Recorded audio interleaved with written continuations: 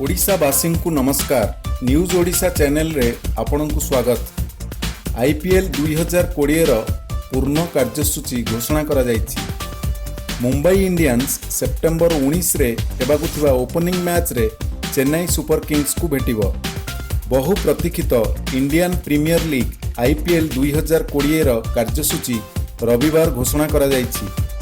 रोहित शर्मा नेतृत्व रे defending champion Mumbai Indians September 19 रे आबुधाबी रे हेबाकु थिबा ओपनिंग मैच रे एमएस धोनी नेतृत्व रे चेन्नई सुपर किंग्स को सामना करिवो। द्वितीय खेल सेप्टेम्बर 20 रे दिल्ली कैपिटल्स मुहांमुही हेबो किंग्स 11 पंजाब साथिरे। सनराइजर्स हैदराबाद एवं रॉयल चैलेंजर्स बेंगालोर मध्य सेप्टेम्बर 21 रे दुबई रे प्रतिद्वंदिता करुथिबा बेले राजस्थान रॉयल्स 22 सेप्टेम्बर रे शारजा ठारे 3 थर आईपीएल चैंपियन घोषित चेन्नई सुपर किंग्स रो मुकाबिला करिवो।